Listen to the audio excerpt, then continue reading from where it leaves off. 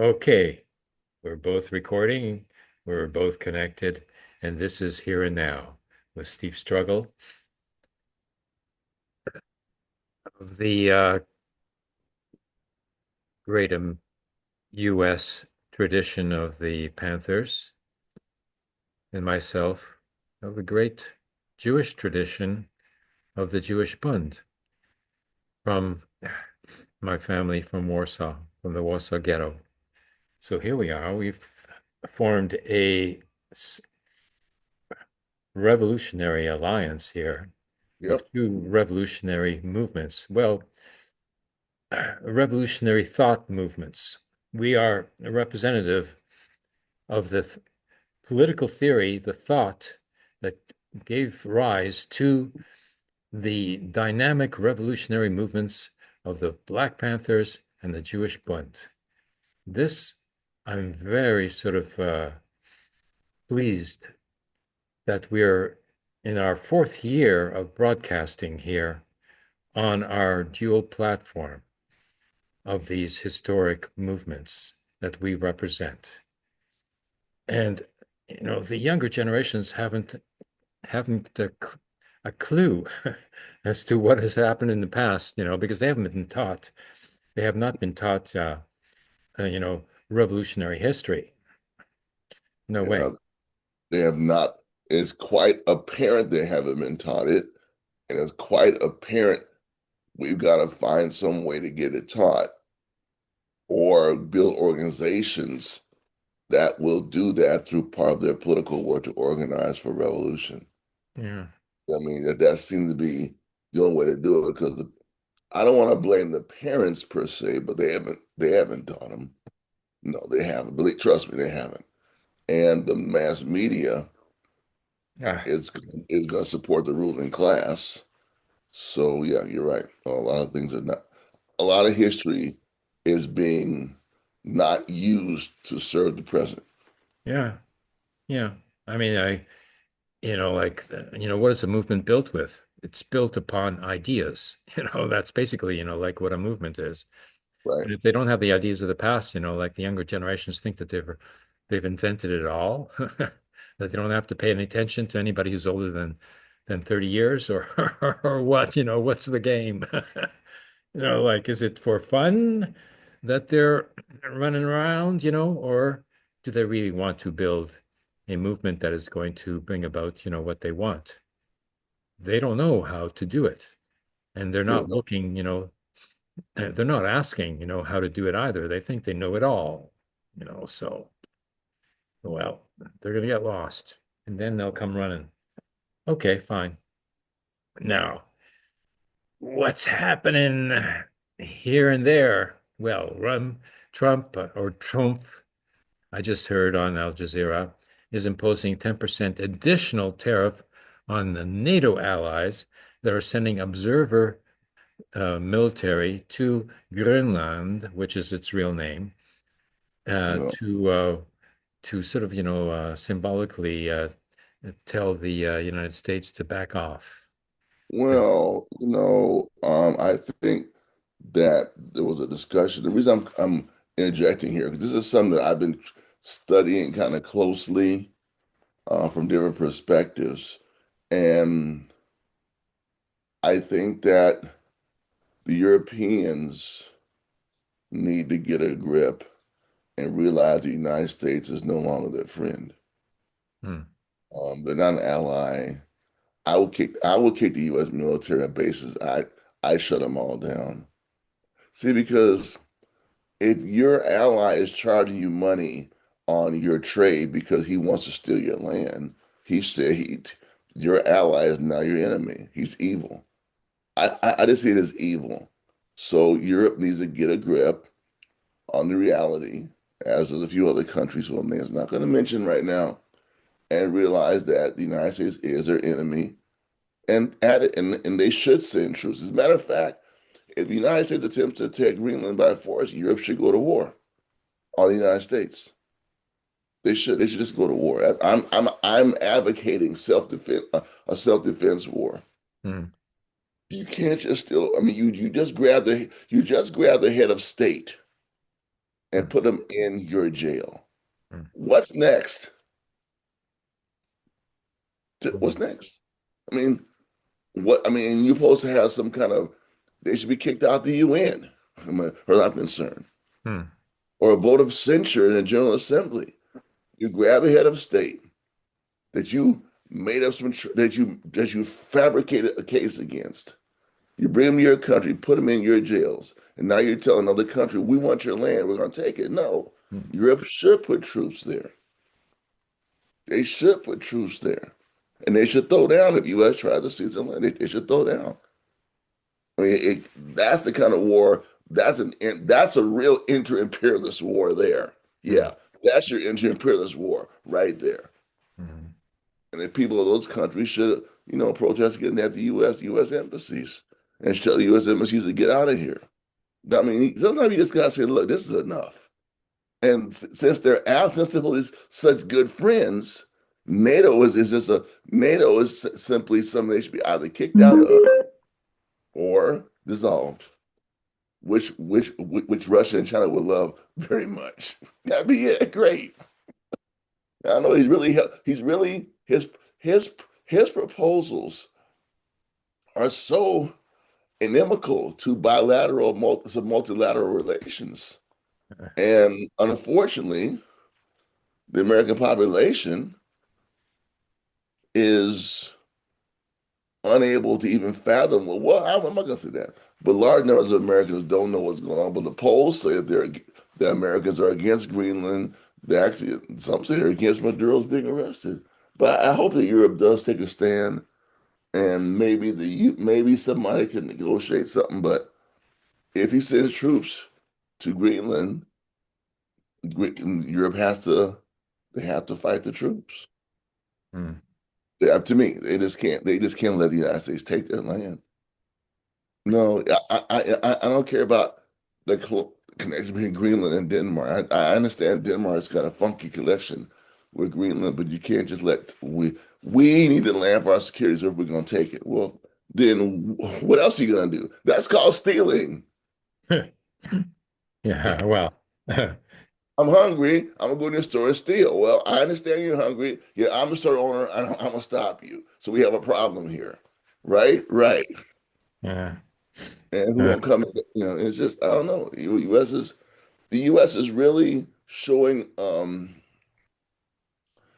aggressive, demonic, villain, evil, criminal, thieving hand that the world should really start looking at because once the world said we're tired of this, the U.S. can't respond to the whole world. They can respond to certain countries. mm, People are going to start using the dollar. Trade. I mean, travel's already in the toilet in the United States. yeah, Travel. Who want? I mean, there are friends of mine who are on a passport legally visiting the United States, and they want to go to Canada or Mexico. I said, you better not do it. They might not let your ass back in. They might grab you at the airport and put you in the ICE detention facility. So they mm, so they didn't go. wow, I mean, people who are students on visas are not going home because they're uh, scared they may be grabbed by ICE or Border uh, Patrol when they come back, or not let back in. Why should you have those kind of, if you're here legally on a yeah, visa, why should you have those kind of fears? yeah, yeah. So, I'm blocked from the United States myself. I can't go to the United States. If I try to go to the United States and I present myself at the border, they're going to say that I'm on American territory and they'll put me into prison for 30 days. That's the that's right, law. right. So even going to the border crossing puts you under this jurisdiction.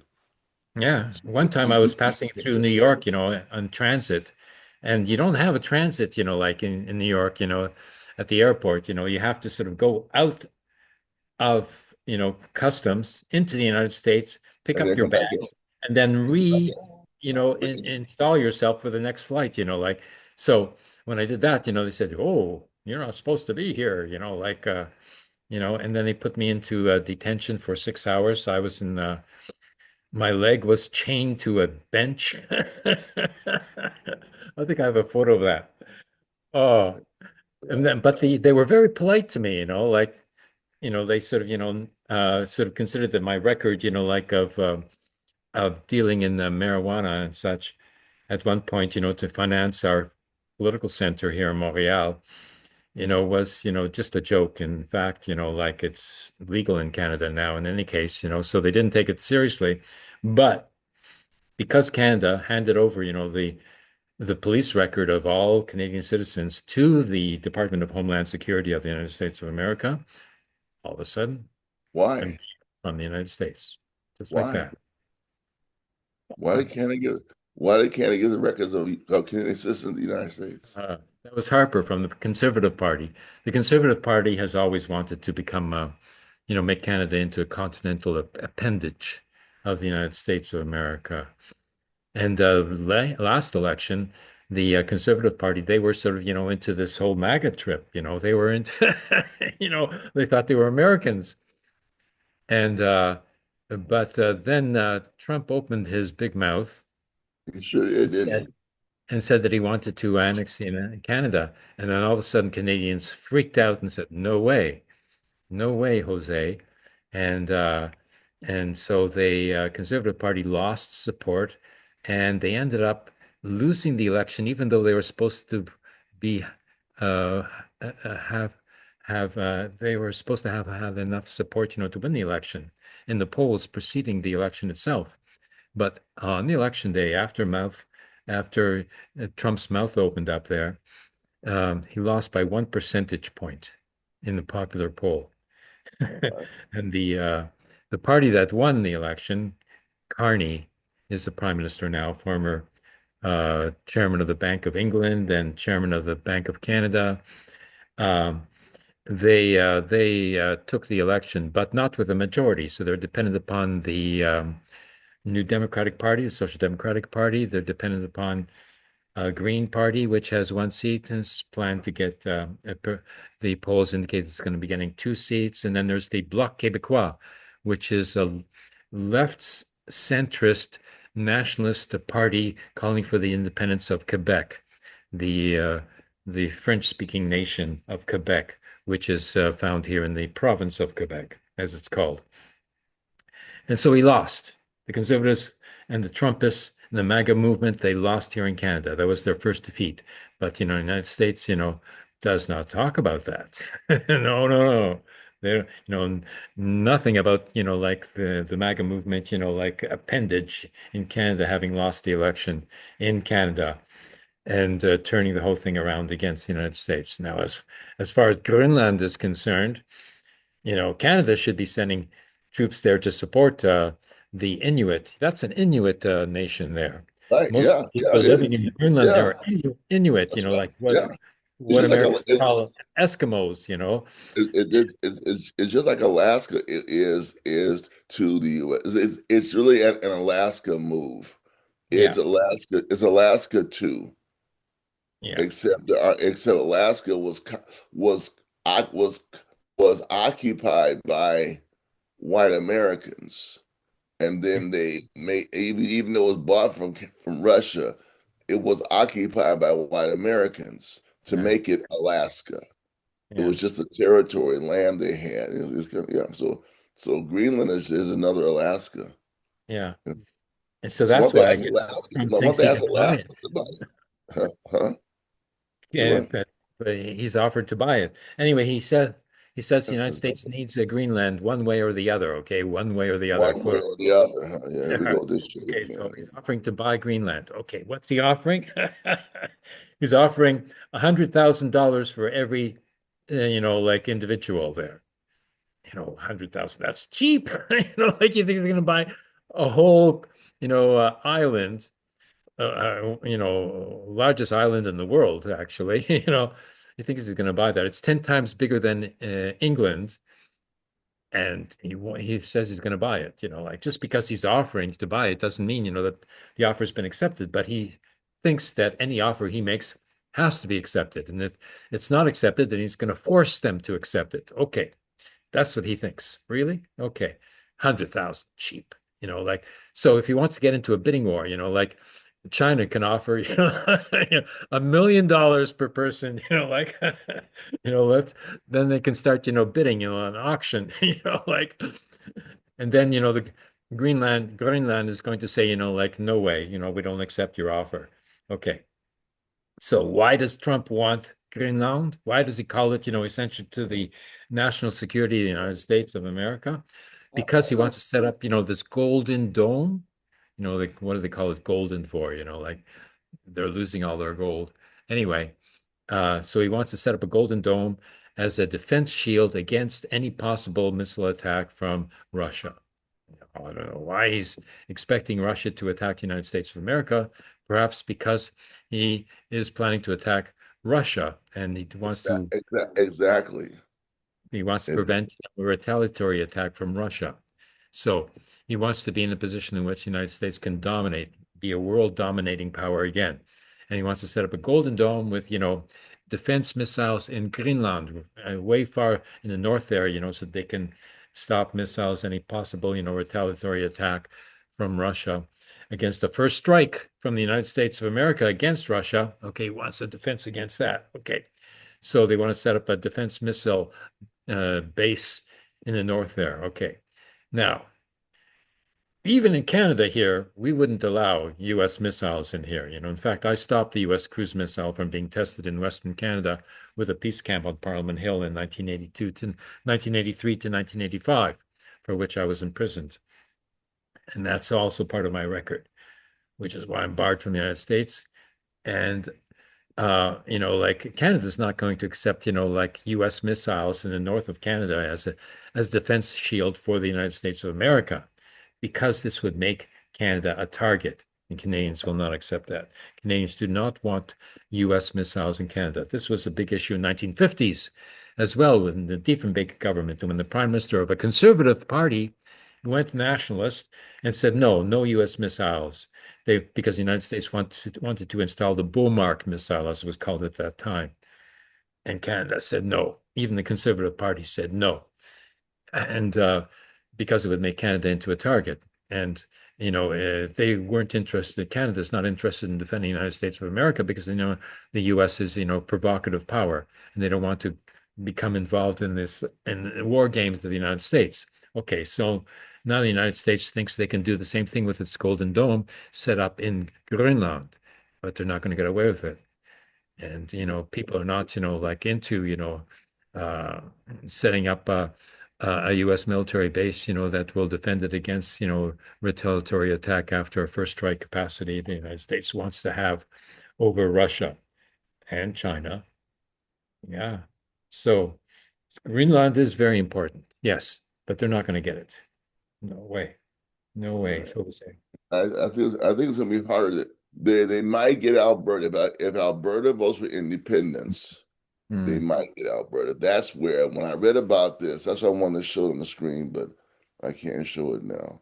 Yeah. Um, Alberta so is there's a like guy, a province of Canada. Yeah. yeah, they might now that they might get since there's so many Americans there who want to be, I guess, part of America again or a state. And Yeah. believe me, they'll lose their health care. See, I mean, this whole independence thing, they better be careful about that Yeah. because because just because you have oil doesn't mean that you can fund everything you currently have. You're going to lose something. Yeah.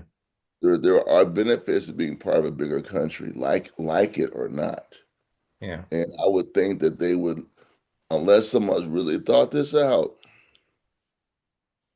Um, It hasn't been thought out, because if Alberta declares its unilateral independence from Canada by referendum or something or other, like Quebec tried to do previously, which is it is about to do again. If Alberta declares itself independent, well, the indigenous nations of Alberta who live in the north, who in most of the north, can also declare independence from Alberta. And they're the ones, who live on the oil fields. and And maybe they're as a matter of fact, again, we need to cover that story in some more depth because that is a good question.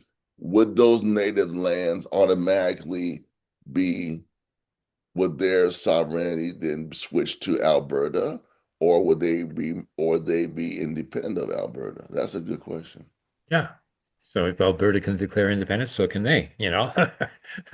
So, and then, if Alberta, sends in the police, to try to stop them from stopping the oil rigs from coming in, well, then Canada can go in there and support the Indigenous nations against Yeah. such If intrusion, like, if uh, and we would if do it.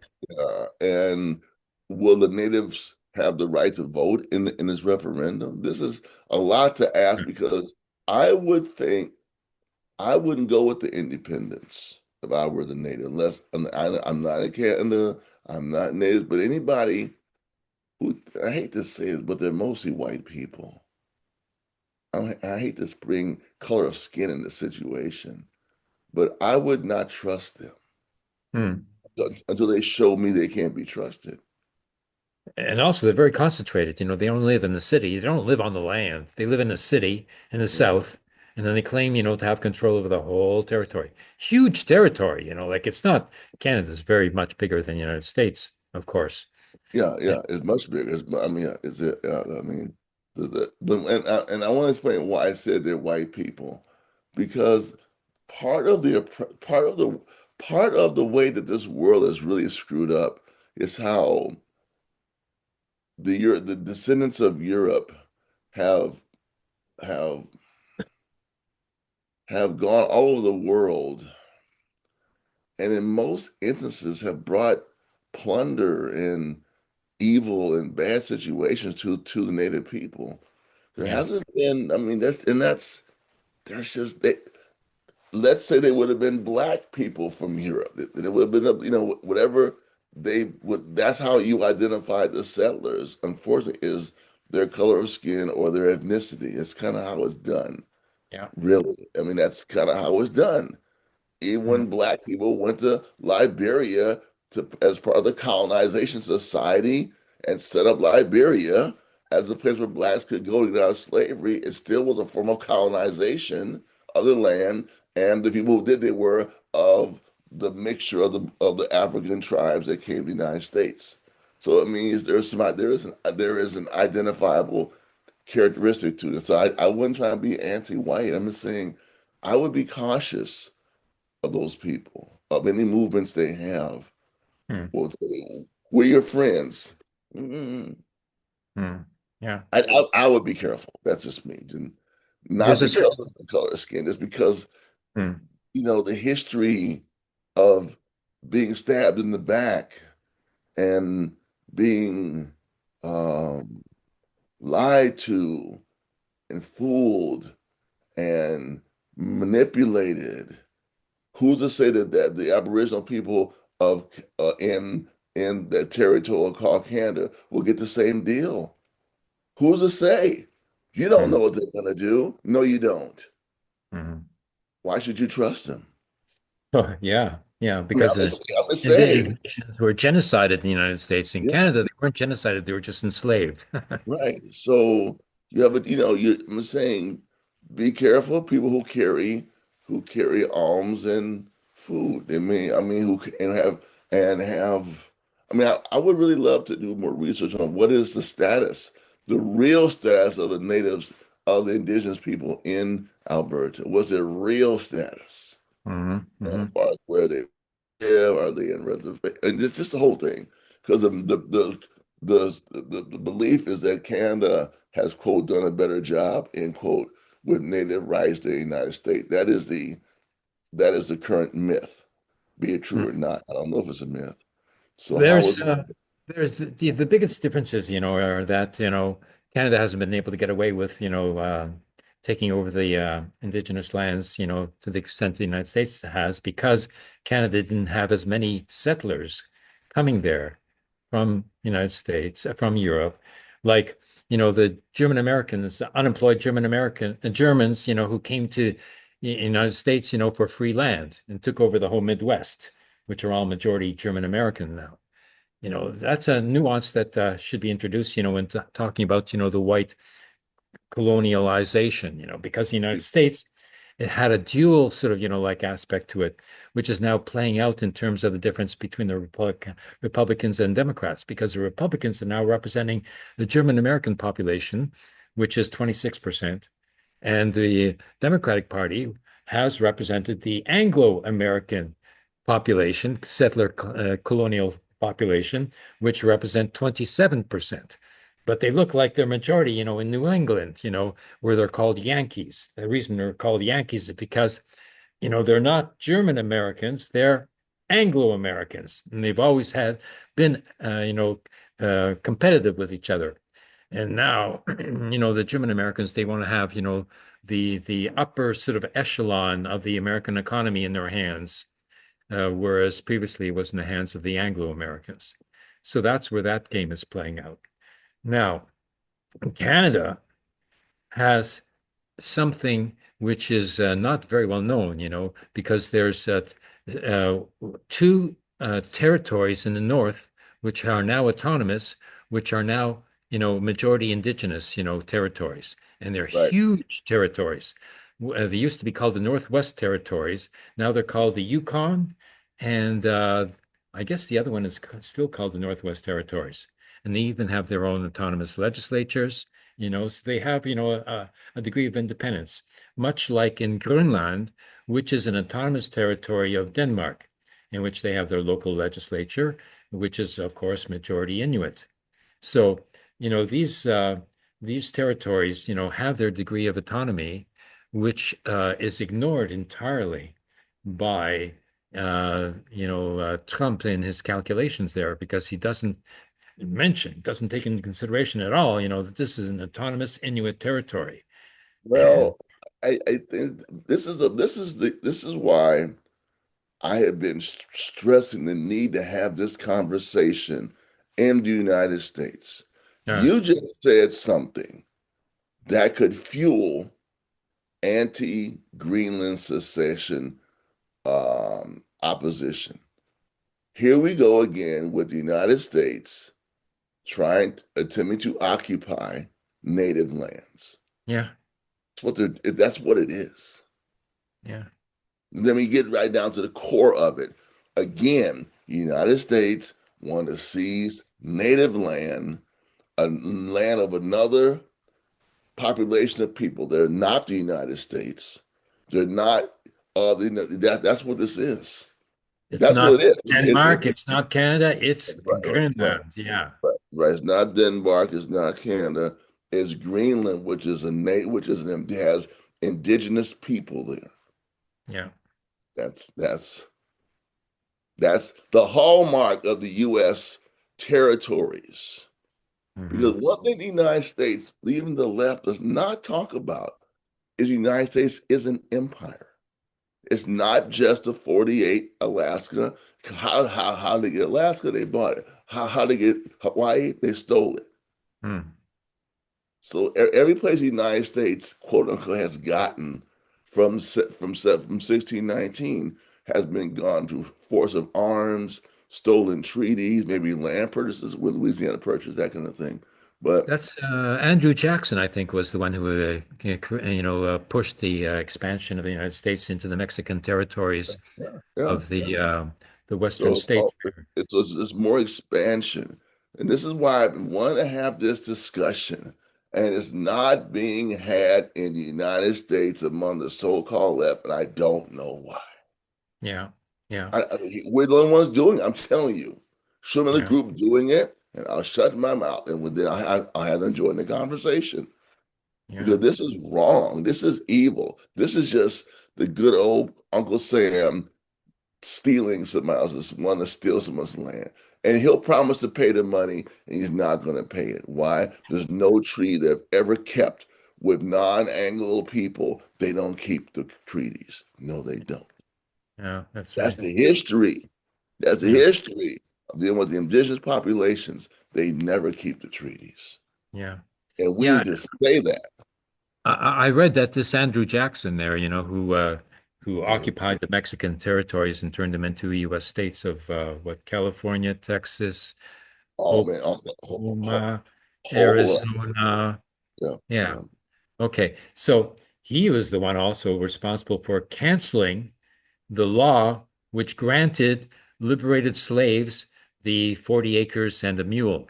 course he is. Principled by Andrew Jackson, There we right? go. Here we go again. Here we go again. Canceling, abrogating, Treaties. canceling treaties with Yeah, non-Anglo people. yeah, I'm not saying there haven't been treaties broken with Anglos, but with non-Anglos, it's a good bet they're going to break the treaty. They're going to try and change the law. Look at yeah, civil rights in the United States. Trump and yeah, Republicans want to take away voting rights for black people. Here we go again. So this is what's going to happen in Greenland. This is what's going to happen. I mean, we can predict this with almost certainty that if it was to be annexed, they'd have no rights. They'd never get the $1,000. They couldn't vote in elections. Just be like another Virgin Islands. yeah. I'm tired of that shit. Or Puerto Okay, Rico. I mean, Yeah, we got Puerto Rico, same kind of thing. You'll be yeah, part of our empire, but you have no rights. yeah. You know, And this Andrew Jackson guy, Jackson, that's an Anglo name, right? Yeah, yeah, and that yeah. indicates, that what the United States turned into was just an extension of the old British Empire, The but world's under their own name. That's all. It they was call just a continuation of the British Empire, they and they call the United continued on in States the same not fashion. United States, not the United Kingdom. Yeah. They just put states for kingdom. That's all. Yeah, the United Kingdom of America. I mean, basically, that's what it is. Yeah, yeah. I mean, so And then that's why Trump, assumes he can be king because, an empire, like, well, takes it requires either a king or an emperor, like, so he does, he's not claiming to be an emperor. No, no, no. He's trying to be rational, so he's just a king. That's all, not an emperor. So he's, letting Europe take care of its own backyard. And he's trying to sort of, reconstitute the United States as a strong fortress state that is self-sufficient in all this because became a problem when the United States empire expanded so much that the empire became separate from the US state itself because the US corporations, which are transnational, means that they are above the state. They are more powerful than the state itself. yep, These corporations, these American corporations, which control the American state, in effect, don't work on behalf of the American state anymore. They work on their own behalf. They work on right, behalf of an empire that is way beyond, what the continental American sort of nation state is about. No, this is an empire that is above and beyond any control from Americans. There is no sort of democratic control over the American economy. There is no democratic control over the American political scene either now, because Trump has decided that, he can assume all the powers and not leave anything else for anybody else. And he wants this to be a permanent fixture of the United States. He's not going to allow, anybody, opposition to take back control over the governmental apparatus. No way. This is political war, a political war, and he's using ICE to do it, because of the 38 million Mexican Americans, most of whom are citizens, except for 11 million who are being denied their citizenship, even though they are migrants and have gone through the whole process. These are a threat to the white supremacist joint occupation of the continent by the Anglo and German American national bourgeoisies. Okay. So their domination is being threatened. It's either their sort of identity that is maintained as being in control of the affair there, or they get voted out of office because they've lost their majority. They're on the brink because 27% Anglo-Americans, 26% German Americans barely forms a majority. And when the opposition becomes united, then with the support of the progressive Anglo and German Americans, they've lost the game. They've lost the control forever. And this is what they call replacement. They're worried about being replaced. So now these MAGA people, have used the word replacement as a substitute for the word and the concept of democracy. So that's where the United States has arrived at, because their colonial project is turning against themselves. They've colonized themselves, and they're trying to reverse the loss of control that they are facing now in the face of all the migrants, in the face of the opposition amongst the former colonial mentality. No, the No Kings movement, as we can see right here in the background, composed the majority of white-skinned people. So the white supremacists are losing their control even over the white uh, nationals of the United States. This is becoming a dynamic which can assume revolutionary proportions. But I was going to ask you, I'm worried, still about, the amount of support that Trump and MAGA movement have, because in spite of all the difficulties and and empty sort of uh, rhetoric and the bombacity of kidnapping a head of state and all of that, that they're doing. Okay, so I mean, Venezuela, Trump only has like 30% support of the American population to go ahead, with an aggression against Venezuela. However, nonetheless, overall, popular support still rests at 40% for the Trump administration. So I'm still worried about that because with all the protests, it should have gone down. Let's see where it is right now. Hasn't. So Yeah, I'm and worried, well, that it's his not. base of support is This is is what more I'm saying. solid than I had anticipated Well, up on that. his net approval dropped 1.1 points. This means Trump is slightly more popular than he was at this point during his first term, but he's far less popular than Obama and George Bush. Let's see. Uh-huh. Let me see.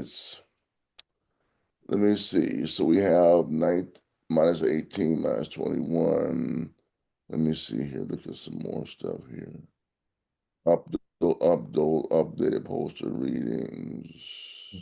Yeah, because I'm sure that some of the MAGA crowd, can be enthused, by the prospect of, taking over Greenland, thinking, oh, yes, yeah, we're going to become, bigger and greater. But there must be, like a layer of former MAGA supporters, who realize that this is, ridiculous and getting the United States into a lot of trouble and would threaten to bring down the United States as a power rather than build itself up as a power. Because if Trump overextends, United States power and his own power within the United States, then they're going to lose the game and they're going to be overthrown, both internationally and within the United States. Okay, so here's the approval ratings. Yeah. A high of that we've used from Silver Bulletin. We used this previously in our show. Uh, The high is 48%. The ooh, low is 38%. And they wow. use one, two, three, four, five, six, seven. They use 10 polling sources. Uh, So it goes so those are those that's the range. okay. Yeah, that's the same as before. He hasn't lost Yeah, any support. it's He's pretty maintaining. much staying the same. Yeah, pretty much. Yeah. Oh my. Okay. So we're still faced with a solid block. So that means the opposition has to be unified, has to get itself, organized and into a united front that can take on this challenge. And if the unions, are not there, to join in the united front, then we have to form new unions. That's what happened, when the CIO was formed, because the AFL, wouldn't sort of go and organize, the lower Uh, paid workers. So the CIO came in, did it yeah. on its own, so we need a new CIO in the United States, to organize all the minority worker populations. Okay. Now, what's so interesting is his ratings on various issues are down Hmm. from they're down during, I mean, they've gone down during the year on immigration, the economy, trade. Everything has dropped since he began his presidency. I mean, Hmm. when they poll on issues, they're all down. Immigration 10%, economy 17%, Oh. trade, inflation 24%, trade 18%. So his net approval on issues is down on everything. Nothing, and it just seems like overall the approval, excuse me, let's look at it this way. The approval goes from 38% to 48%. That's the approval range. Low of 38%, high of 48%. That's the range of approval. So there is more disapproval than there is approval. Disapproval goes from um, 61% high to 61% to 51%. Yeah, that makes sense. Yeah. So most people disapprove of his work. Hmm. Most people polled do not approve of his work. The high disapproval is 61%. The band is from 61% to 51%. And the Hmm. opposite is true. Yeah. So most people disapprove of his work. Okay. Majority. So that it just hasn't caught up, with the general support, that because there's no opposition that has gained the support of the disaffected population that was previously supporting Trump. So they end up supporting Trump anyway, even though they don't agree with his policies, because they don't have any alternative, to support. Well, right now the Democrats hope that no kings will be there, will be how they get that support out this year in the midterm elections. They usually Uh, know that's the purpose of no kings, uh, prepare uh, for the midterm elections. Trump did have a loss in Arizona. There was an election in Arizona recently that he Yeah, lost. a big one, a big one. That's how all the Epstein files were released. Because I think it was a congressman or senator from Arizona was voted in, and they moved to release the Epstein files. So, yeah, Uh, so he had two defeats. What was the yeah. percentage? What's the breakdown in the Arizona election? I think that he lost a considerable amount of support there. I think he lost 17% in percentage polls, I and they don't ended know. up with some a low figure like 35% or something like that. Let's see. Yeah, Arizona. because if that's an indication of what the upcoming midterm elections are going to turn out to be, then that would be very interesting. And then he would lose his majority. Well, it says right here his approval rating fell 16% in Arizona. Yeah, Leading leading story. yeah, Leading story. yeah. Right here. Yeah. Is so he is yeah, there are people who are saying that even internationally, if those elections don't go the way they want them to go, that Trump's hands might be tied a little bit. Oh wow. Over 9 months, Trump's favorability by Arizonans fell from plus 3% to minus 13%. Wow. That's a, that's a drop of 16%. Hmm. Hmm. Please continue with those figures. I just have to pick up my coffee that's boiling on the stove here. No problem. This is one thing that our program does that other programs don't do. We don't mind looking at polls and looking at surveys to see what are the pollsters saying about the United States opinion, the United States populace's opinions about matters. Um, this isn't done much. I was just sharing with our viewers that one thing this show will we have no problem looking at data that are collected by sociologists and surveyors in the United States, because the voting isn't the only way you can tell how people are thinking. I'd even say it isn't, it doesn't, because most people don't vote. Most Hmm. people don't vote. No, they don't. Most people are not voters, but Huh. most people do have an opinion about what's going on. Yes, they Uh-huh. do. What And percentage hopefully, of Americans have voted in the last election? That's an interesting feature. It yeah, was, this, it wasn't, it's still, it's not high. It's very low. It's not even, let me see, maybe we can find, let's find this out. yeah. Okay. I seem to remember it's around 55% only of the population that voted. Imagine if the entire population voted. That would change everything. Um, But then they make it so difficult for people to register to vote. well, yeah, they want to make it difficult. Yeah. No, Yeah. let's see. Now we're coming right here, my friend. Let's see. Um, okay, so according to the Census Bureau,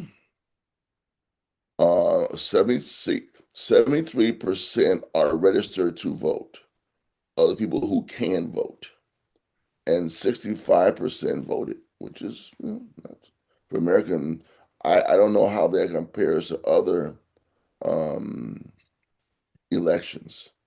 But of those registered to vote, of those who were registered to vote, 6 out of 10 of them voted. So 4 out of 10 didn't vote, Yeah. which is a large number. Yeah. They could change That did everything. not. Those Yeah, yeah, non-voters there, yeah, they just have to yeah, yeah. step into their, like voting booth and do it, Mhm. like, and then Yeah, it would yeah. I mean, upset everything. Yeah. that's really a lot of. I mean, that's but I'm gonna say a third of the people who could vote didn't vote. So 2/3 of the people who could vote did vote. And of those who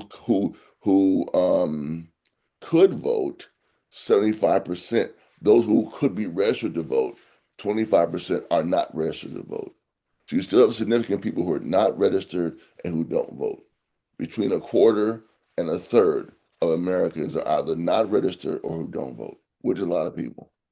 That's I don't get this registration thing, because we don't have a registration to vote here in it's Canada. the way Like, that they keep the people out of that's the way they disenfranchise you yeah, legally.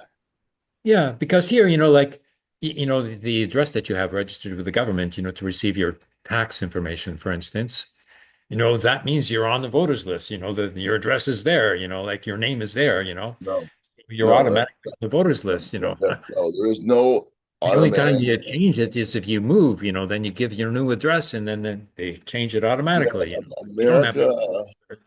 What doesn't is this have a registration to system. vote? Either you're a citizen or you're not, like, I mean, the way it should be done is when you're 18, whatever age it is, you are registered. That's it. yeah, It should be and that's because America refuses to have much done nationally. They want states to do it, which brings them to corruption, racism, all kind of problems come in when states are in control of anything. oh yeah, America, yeah, I America, remember whenever that. we have States. that, I mean, I'm not saying all Uh, states are corrupt and all states are backward, but because it's not everything, even though there are national laws about voting, voting is controlled nationally. The laws for voting are enacted nationally, but the application of voting is done by states. So yes. I don't, Uh-huh. for example, what does Mondami feel about that? I'm saying certain people could be put on the spot about that. The squad, AOC and her group, other people, the so-called progressives, Yeah, because this is a problem. This is where the problems of the nation are not grasped properly by the revolutionaries, I don't think. yeah. There are problems of the nation where you live, And there's problems of the empire where you live. We have two kind of problems: the empire problems and the national problems. Mm. People, I've never heard anybody say it but me, and not because I'm so smart, I just figured this one out. So things like voting, they're getting away with murder. There's no way that when you are of legal age should mean voting. Yeah. You have earned the right to vote. You're registered. Party, don't worry about a freaking party. Just Yeah. vote for anybody you want to vote for. Yeah. Anybody, and that's the other thing. Well, if you're not registered in this party, you can't vote. No, anybody can vote for anybody. Yeah. I have a registration card. I'll have to be registered as a party.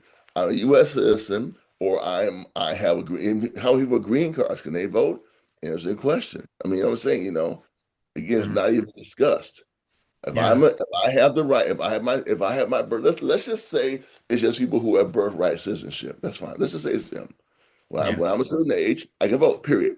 That's it. Mm. I mean, really, all you should need to prove is your driver's license, social security card should be sufficient. Yeah. If you have to Yeah. prove With an something, address, like even that's if you're it. not on the voters list, if you should walk in there, with your identification, Passport, whatever, yeah, whatever, real ID, passport, every fucking guy here.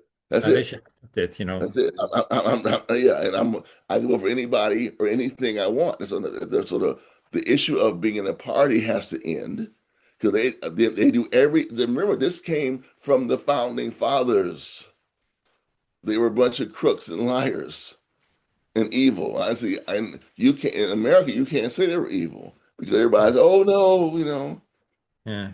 oh, George Washington, he wouldn't Yeah. tell a George lie. Washington, the former Cut down British general, who figured out, that he should jump over to the other side because they were going to win because they had yeah. supported France. I France, mean, the but again, Kingdom of France was helping the United States become independent of England. well, but this shows again, we talk about things that normally aren't even discussed.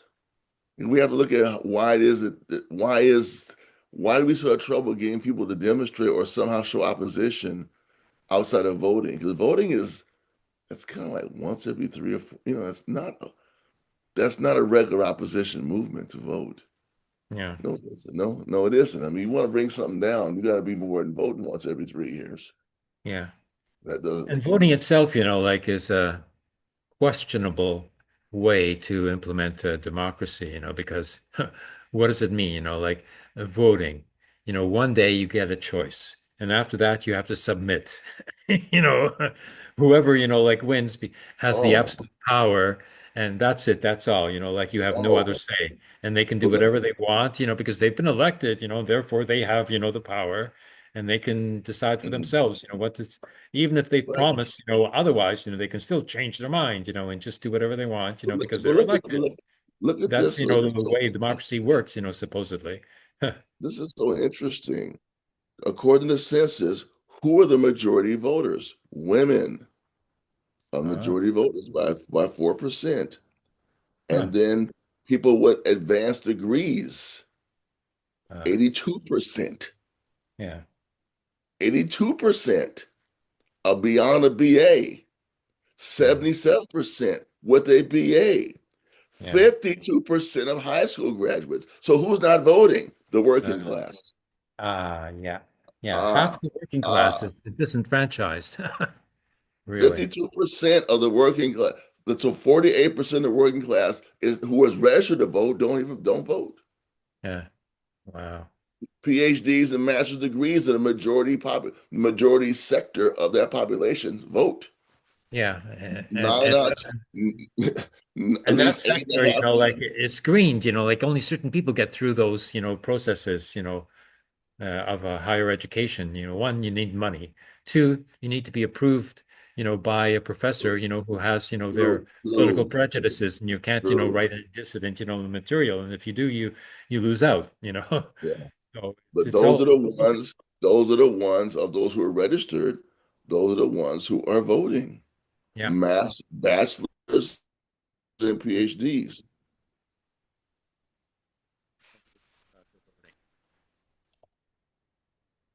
Oh, can't hear you. Can't hear you. So Mute. There you go. voting, that's the area of work that has to be focused on, you Wow. know, not only in terms of unionization, but in terms of voting. Uh-huh. And that's where I think where you have a union, if people are encouraged to vote, The union should be therefore, encouraging their membership to vote. Yes. I mean, I'm saying if they're encouraged to vote in union elections, you would think they would also vote in outside the union elections. So clearly, there's a problem here. The challenge to the working class. They're Yeah. registered to vote, but they're not voting. Yeah. Yeah. According to this, and this data may be off. Let's assume the data. Let's just assume it's correct, just for argument's sake. The working class is not voting. Who are registered? Those with PhDs and master's degrees are voting. Who are registered? That's saying something right there. Yeah. That's actually saying that those with advanced degrees are having more influence on the country than those who are high school graduates. Yeah. And they're That's voting for their own interests as well. that's So only what are true. their interests? Their interests are promoting the corporations for which they are working because they have, a specialization which is sought after by the major corporations because they're educated and so they're going to be exploited, to a greater degree. And so those, highly educated workers, they're still workers. Right, right. I think that their interests are identical with the interests of the corporations for which they work because they have a high position, they're getting good salaries, so therefore they want it to continue. They don't want their corporation to go bankrupt, right? They sure don't. They sure don't want to go bankrupt, do they? Because their Yeah. whole standard of living would go down. Right. That's a good point. Interesting, interesting. That's why looking at data can be very good to make you think about things. Yeah. To draw the inferences from the data. Yeah. Yeah. But the young rebels of today, they don't look at data. They don't look at Well, history. They think they know it all. I mean, that's a well, typical old man's, but like complaint about young people, but it's true. Like, well, but they're being guided by the ruling class ideas, like it or not. What yeah, I they don't find interesting, what I find how they interesting, become indoctrinated. They don't right? even know to the extent to which they are. Yeah. Yeah, what I find interesting is this new generation of Black Panthers are Mhm. being led by the former Black Panther ideology. I find that to be a good thing. Yeah. They're not trying to redo the whole. We have these survival programs. We're gonna keep doing that. Okay, that's in the Mhm. word before. Okay, good. That's your basis right there. So you Mhm. learn from that was something good, and other things may be good or may not have been good. So social movements um, have to, I think that's social movements have to learn from at least pick things from the past they think were good. You Mhm. can't say it wasn't nothing good in the past. No, that's not true. That's Yeah. not true. No, Yeah. no, it doesn't work like that. It just doesn't. And Yeah. that's where if you're wise enough to at least take some lessons from the past, even they may be the wrong lessons, then at least you have something to guide you. Yeah. Yeah. Anyway. Yeah. Yeah. It's especially true amongst the if I may refer to the Jewish people, and they're being uh, sort of corralled by the Zionist movement and the Zionist parties, which have taken control over the Jewish communities in the West and diaspora. Okay, so the way they've taken control over the Jewish civil society is by the funding organizations, which are controlled by the major donors, who are the Jewish national bourgeoisie, and who are pro-Zionist because the Zionist state, exists to protect the sovereign wealth of the Jewish national bourgeoisie. And the Jewish people themselves are just there, like as cannon fodder to keep control over the territory and to depopulate the territory of Palestinians. Okay, so if the young Jewish people become aware, and they are becoming aware of the like the Jewish Bundist history, they realize that you don't have to be a Zionist to be Jewish, which is what they're taught in the first place, in all the Hebrew schools. They used to be called the Talmud Torah, the study of the Torah, the study of the book of the law. Okay. And this used to be, the Jewish Judaic culture, which was, cultural, it was intellectual, and that had a sort of methodology of analysis and everything, like pill pull, and all that, was already in place, for 2000 years. Zionists come along, and they take over the educational system. And all of a sudden, you only have Zionist education. You don't have Jewish education anymore, especially, within the state of Israel. So they don't know. They don't know from nothing. They don't know, that Jewish people were not Zionists for not too long ago. That the Zionism is just, something that's been imposed upon the Jewish people by the white supremacist movement of the Protestant churches, which have decided that Jewish people belong in what they call Israel. And this is, like a Protestant conception that was initially, like composed in 1835. And Zionism was invented by Protestantism. It wasn't invented by Jewish people. And in fact, the most Jewish people, like Neturei Karta, who are the most Orthodox, refuse to accept, Israel as a state of the Jewish people, and including the Orthodox, are living in Jerusalem, who are basically Palestinians and not Israelis and not Zionists, and they refuse, to do military conscription service. So, and they even go out and do direct actions and civil disobedience and block, recruitment centers. So, out of the 80,000 Orthodox uh, Jewish Israeli citizens who were conscripted and ordered to appear for, military training, of 80,000 who were called up, 2,225 showed up. Like, Wow. so, Wow. because they That's a educate small themselves, amount. they have their own, educational Yeah. institutions. They know And what I it is to think be Jewish other than being Zionist. I But the and I rest think of them, that's they don't know. They don't know for nothing. but I think that's the way to go. I think that's the way to go. I mean, having your own organizations gives you that's your autonomy and agency right there. If Yeah, you don't have that, you lose any real agency. Your autonomy is shattered, and there's no way to have an independent political view of any type. I don't have to like your view, but if you're autonomous and have agency, then you have a real independence. You do because it's like your thing. It's yeah. your thing. It's not us. That's it. And you can always improve your thing, and you can always You sh- adopt additional That's ideas. You're independent. Independent means you can develop, you can grow, you can become stronger. But otherwise, you're just, a puppet. right. And if you're a puppet, then United States wants you to be a puppet so they can take your land and lie to you and steal Yeah, your resources and steal your. I'm not saying you're a puppet because they basically steal your resources, degrade your culture, yeah, and keep you subservient. yeah. And And your then send schools you off as cannon fodder somewhere or other. Yeah, and your schools will always stink. yeah, With subservient people, schools are all. That's just something we need to talk about the role of education in the maintenance of subservience. yeah, Nations in the world who are subservient to the United States, even allies as Israel, their schools aren't all that good. No, they're not. Look at yeah, the scores of Israel compared. Yeah, they may have a high tech sector, but yeah, the average Israeli, the average American, the average Brit. yeah, Virgin Islands, they ain't learning too much, man. They don't want them. All they want to learn are like the talented 10. They can learn. The rest of y'all, we want you to go back to work, you know. yeah.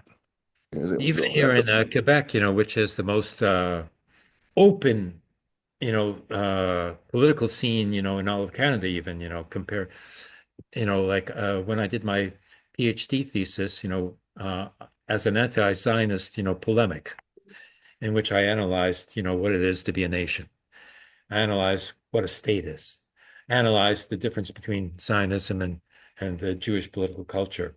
All that I wrote it down, a systematic, deductive analysis there you go. with an anti-Zionist conclusion.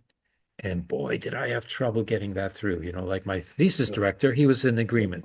Mm-mm, My they didn't like second that. thesis Oh, director, no, no, my no. first thesis director, he didn't agree, with my critique of the state, because he was, European, Swiss educated, pro Rousseau, pro, Republic of France, and all this, and nothing else could be better than that. Well, I critiqued all that. He wouldn't accept it, and he dropped me. I got a new thesis director after Wow. finishing my thesis on my own, and then and they tried to take away my defense, and they tried to expel my thesis. And in the court, I took them to court. And so I questioned, how they did this. How did they expel my thesis? So the guy says, "Oh, well, we had a committee meeting and we decided, to expel the thesis." Which is not a legal procedure. There is no such, procedure to expel a thesis once, the provisional first draft of a thesis is accepted. Then you continue until you have, the necessary modifications to complete the work, and it's accepted. However, in this case, they had this secret committee meeting. The president was the thesis director. My thesis director was not invited. It was secret and decided, like with a administrator who had nothing but an MBA, was not even an academic, and they expelled my thesis and they weren't going to give me a defense. So I went to court and won a decision there, and I got my defense, and then it was accepted with cum laude, which is Latin for with goodness. So it was accepted and very well received as such. And there was one guy on the jury, who's left, Ukrainian nationalist who voted against accepting the thesis. But the Jewish academic at McGill and my thesis director, favored the thesis and awarded it a good distinction. And my thesis director wanted it to be considered excellent and like a contribution to historic academic work. But that that was not was nullified by the Ukrainian nationalist who voted against the thesis, accepting the thesis at the defense. But it was accepted. I became a doctor, and then after that, no university would hire me to teach. Like all the administrators, were freaked out, that I had overcome the uh, the veto power of the administration because they have a clause in their regulations called the prevention clause. A prevention clause means they have the power to prevent anything that they don't like in terms of the academic life of the university. But the judge said, when this was, put forward initially by the lawyer for the university administration, the way it works is, the judge said, well, is this part of your charter? Like a charter has to be approved by the provincial legislature. No, it wasn't. It was merely a regulation of the administration council. So the judge said, well, forget it. Like, your prevention clause, is prevented here and now. Wow. Yeah, Wow. that was great.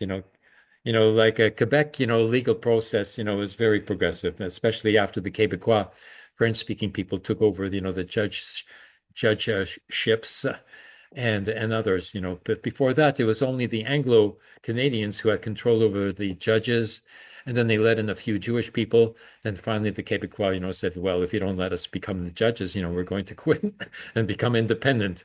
So they had to concede, that and a lot of other things as well to Quebec in order to keep it into Canada. But that wasn't enough. Quebec should have control over the St. Lawrence Seaway. That's the Suez Canal of North America. But Right. Quebec, you know, the control over the St. Lawrence Seaway was a treaty established between the government of Canada and the government of the United States. Quebec wasn't involved at all, even though that St. Lawrence Seaway goes through Quebec territory on both sides. But in Ontario, it's, divided half-half. And they sort of just treated that as if it applied to Quebec as well, but it never did. So Quebec could just take over the St. Lawrence Seaway and then charge transit fees, just like, Egypt charges, a passage fee, to go through the Suez Canal, as they should, So, and, that's what we have up our sleeve here in Quebec. If the United States wants to play rough, we'll play rough too. That's the way it is here and now. Well, Well, So I think we've gotten into a lot of stuff that isn't talked about ordinarily. we sure And have. I That's think right. we need to get this out, for people to share so that we can get some strategizing happening here, and build up a real movement with ideas, that are Oh, well-rounded, complete, and coherent. sounds good to me. Sounds great. And that's what we're doing here, and that's what we've accomplished here today again for another step forward.